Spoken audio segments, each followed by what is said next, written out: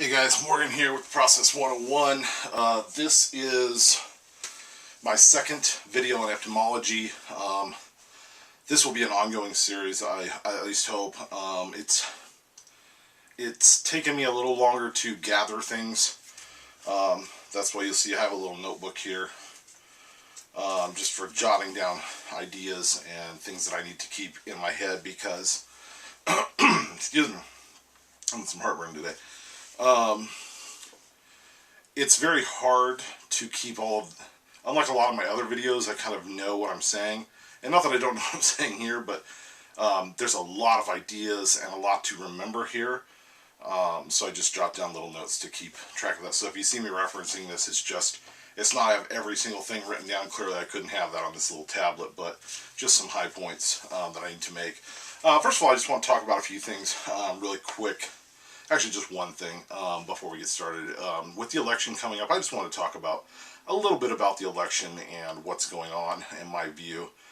I won't go too deep into that, but I just want you to remember right now with the controversy that's going on, that in America, and this is absolutely true, and if you remember nothing that I've ever said, is the American government, the United States, which is a corporation, is ran by the government, and the president and all these people who we think run the government. That's absolutely not true. The president is a figurehead. Once you figure that out, life is much more simple when dealing with politics. The president is just a figurehead. The government, the world is really controlled by corporations, those that have the money. What I call the shadow government, which is those people outside of the government that actually influence it and fund it. And they're the ones that fund wars and create all this drama. So remember when voting that you have no control. In fact, another point is it's not an election. We don't elect a president. We select a president. You don't elect one. You just select what they give you. So remember that. I just want to talk about the three main candidates we've been talking about. You have Donald Trump. A lot of controversy there. He's your right-wing, very conservative, very anti-immigrant, very pro-gun. At least that's what I've been following. I think he's pretty pro-gun, very anti-Muslim. Okay, not time to get up in the window. He's very pro-gun, I think, and he's very right-wing, very conservative, for the rich. So you have Donald Trump as your right-wing party. Then you have Hillary Clinton, which is your... Hold on. He's got to get in the window. Get out. Get out. Sorry about the interruption, guys. Then you have Hillary Clinton, who is your Democratic party, who's creating the controversy. And then you have Bernie Sanders, who is I believe he's also the other Democratic. I don't think he wanted to align himself with the Democratic Party, but I think he knew he had to. He's what everyone thinks is the Socialist Party. But let's get something straight, people. In America is socialism.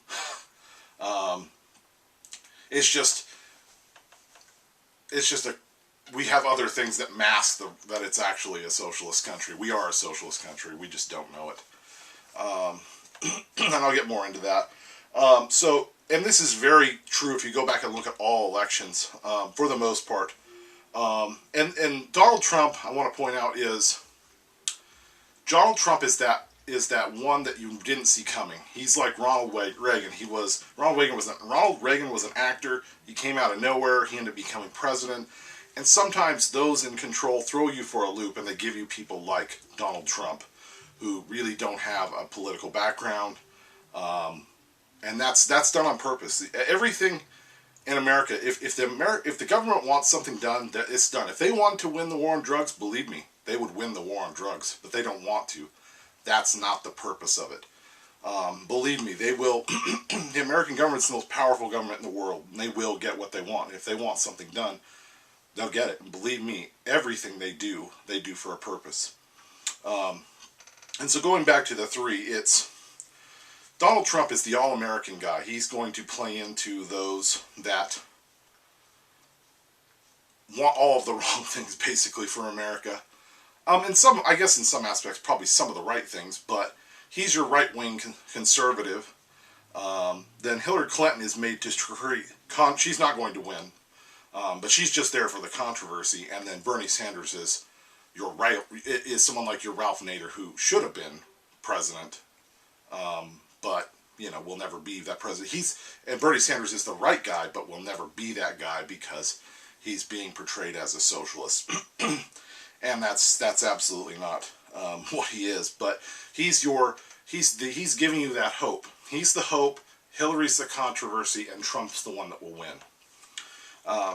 For one thing, Hillary Clinton will never win because this is not to marginalize women or be sexist, but a woman will never be president.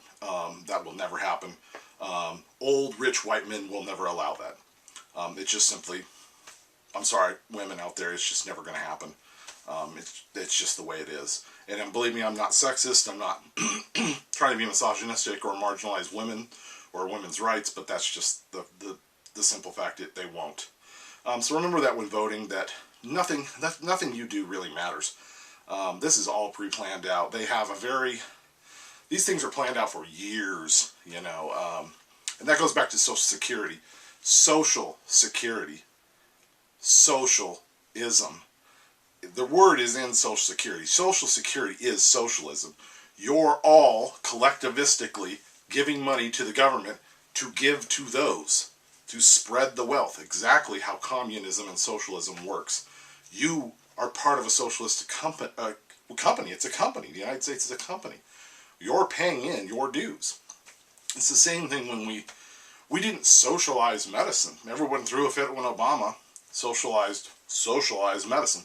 He didn't socialize medicine. If it was socialized, everyone would pay into it through taxes, and it would be free for everyone. It would be universal health care. We did not get universal health care. Read into it. Really do your research. If you have it, you probably understand. You're still paying for insurance. And those that couldn't pay for insurance before still aren't paying for insurance because they're on some sort of state plan. Like where I live, we have the Oregon Health Plan. So remember that you are living in a socialist country. It's masked by capitalism, or so-called capitalism, and the free market. Man, that's absolutely not true. You're part of a socialist network that has been planned out for thousands and thousands of years. So just remember that when you go into the election, that none of this matters. With Obama. Oh, sorry, Barry Sonata. That's his real name. These people like this, they're groomed for it. Donald Trump will win because he will be easily controllable by the very wealthy, the Rothschilds and the DuPonts and the people that really run the world. Because he is an elitist. He comes from money and business and financing, so he's their right candidate. He will be easy to manipulate and do with as they wish. So my guess is Donald Trump will absolutely, if Ted Cruz doesn't get it, Donald Trump will absolutely be the president. So that's it, guys. I just want to go on my little political rant. Take it for what it is, or don't take it for what it is, but don't get upset. This is just me talking. If you don't like my opinion, please state it in the comments below, guys. I want all the feedback, negative, positive, whatever. I'm not going to get upset, but let me know what's going on with you. And speaking of government, so that was my first line. Government. 2 words, govern and ment. Govern means to control. Ment comes from the word mentis, which means mind. Mind control. These things are on purpose, people. I can't make this stuff up.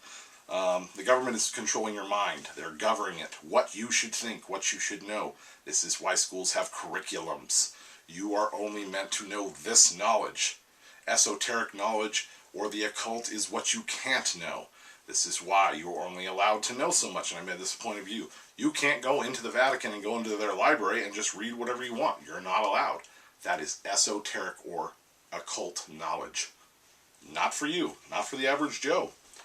So remember that next time. The government is out to control your mind, guide you, instill fear. This is the same thing that England did when people tried to defect from England and come to America. How they controlled them before was by saying the world was flat. If you sail out, you will fall off the edge and die. And so they kept people there and kept them controlled because They knew through fear they could control the people. So remember that, government. It's a very crucial word to know. It's what I want to talk about right now because my mom just bought a house, and I read up a little bit about it too, and that's the word mortgage. Mortgage simply means death pledge. I found that very interesting because, you hear a lot of people, oh, I'll be paying this off till I die. There's a reason for that. These are things to keep you enslaved. Mortgages, death pledge.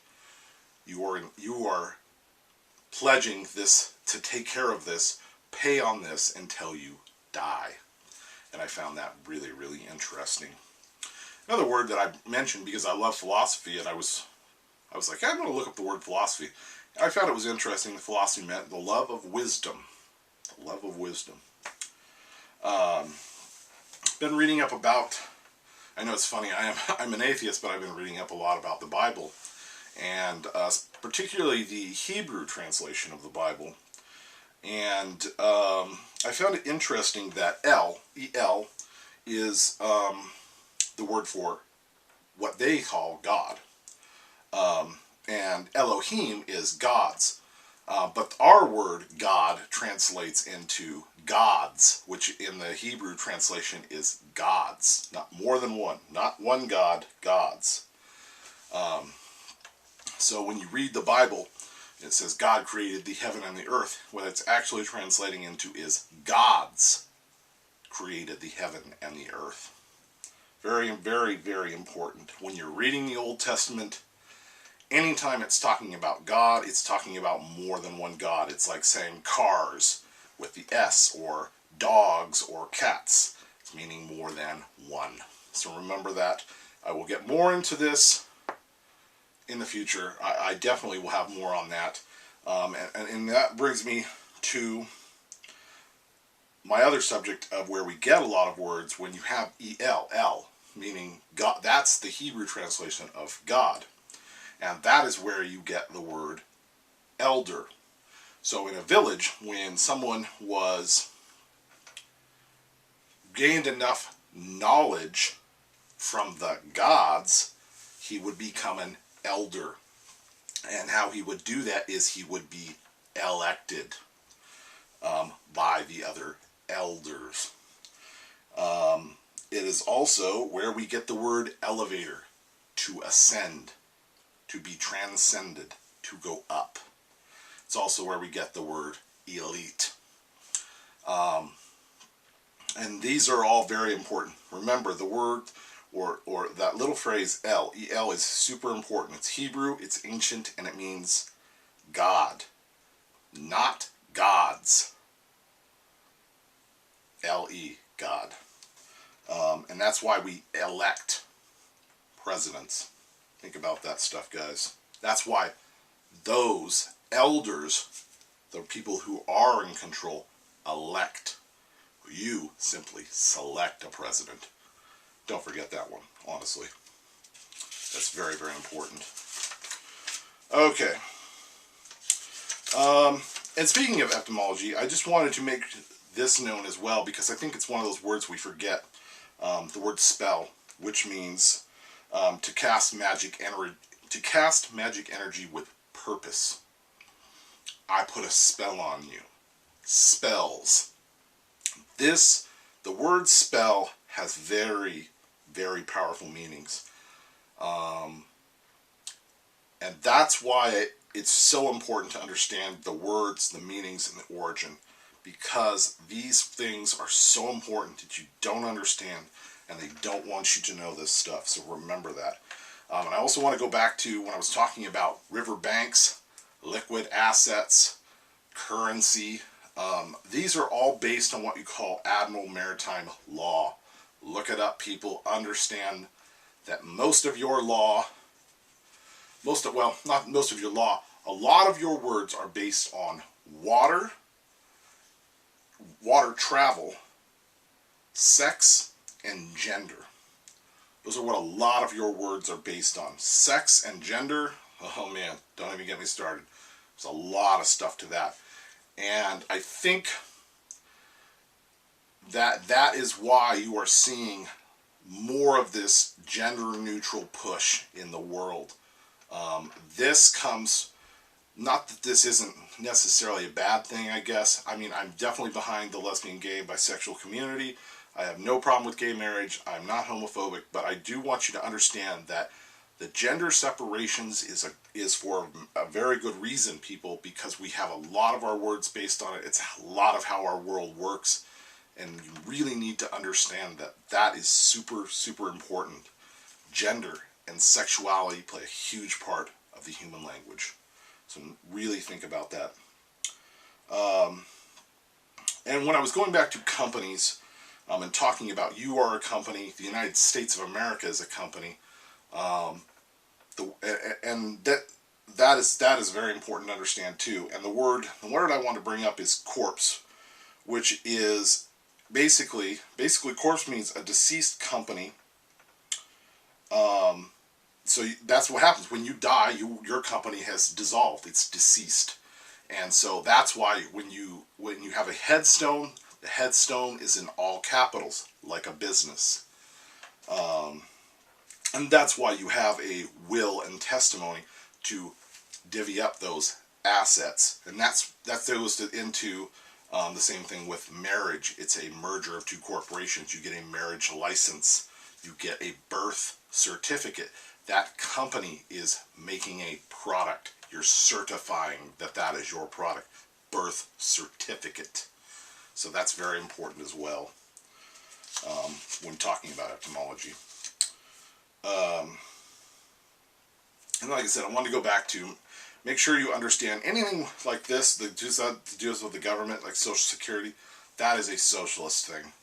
And it's a privatized thing, and it's not a law. Social Security is not a law. That was an Eisenhower move. He was a big socialist. And actually, it's funny because Eisenhower was praised as a president, but he was a huge, huge socialist. So the last word I want to get into, and I watched a little bit of this on, I don't know, I watched this a while back on TV. They just touched on it, so I went back and did my research on it. And it's a subject that interests me because I like to tip back every once in a while. But I really wanted to get into the word alcohol and where it came from. Alcohol has a very long and strange history. But it comes from the word akgul. Akgul. And it eventually translated into the English language as alcohol. But it's akgul. And it's also where we get the story of, if you're familiar with Batman or the Batman comic book series, you get, or the movie even, I think it's Batman Begins, you get Ra's al Ghul. And the story, the real story behind Ra's al Ghul has to do with alcohol. So the word alcohol simply translates into either, there are three ways of actually looking at this word. It's either soul, spirit, or body devouring. To devour. And that really makes sense too, because alcohol actually breaks down the cells. So you can see where, and that's why you see people go, oh man, he looks really bad. And then somebody go, oh yeah, he's a really heavy drinker. Heavy drinking really ages you, sort of the same way cigarettes do. And that's where a lot of people thought spirits, because we used to call hard alcohol spirits. It's not where it comes. They would go, well, it raises everyone's spirits, makes them in a good mood. Yes, it does, but it actually comes from the fact that people thought it was, the alcohol affected you in such a way that it was devouring your spirit, and a entity was coming into your body and taking over. It is also, and it's also where we get the word ghoul. Ghoul comes from akgul. And the reason ghoul came out of that is when people would drink heavily, or alcoholics or a lot of people ended up being homeless, and they still do. A lot of alcoholics end up being homeless. Well, hundreds of years ago, a lot of alcoholics would wander into the local cemetery, and they would sleep in the cemetery, and then people would run across them in there at night, and they would see these ghouls, alghouls. And that's where you get the word ghoul, is these creepy people who will probably look disheveled, and they started calling them ghouls, out ghouls. And so that's where you get that. Same word, and then like I said, that's where you get spirit, is it's spirit devouring. And it's also where we get the word booze. A lot of this comes from, somebody jumps out and says, boo. It's the same thing as somebody hanging around, lurking in the alleyway or a cemetery or something, and they jump out and scare you, and it's boo. And that's where you get booze. It's just lengthened to be booze. So I thought that was a very interesting subject, because I didn't really know the root word of alcohol. So there's a lot, and there is a lot of information on alcohol out there, so especially the origin, and then, like I said, the story of Raja Ghul. That's a very interesting story as well. So that's it, guys, for this week's Eytmology Part 2. There might be at least one of these a week, I'm hoping. It takes me a little bit of time to get organized, and like I said, with managing 2 channels now, it's very difficult. If you're new to this channel and you just stumbled across me, I do have another channel called Fat Man in the Beard, and that's where I do all of the stuff you see behind me, which is my other interests. So, I talk a lot about movies and horror and toys and comics and pop culture and things like that, but this is a very different channel, obviously. So if you're new to this, if not, you know about my other channels. So that's it, guys. I will have some other videos up as well. We'll see you later.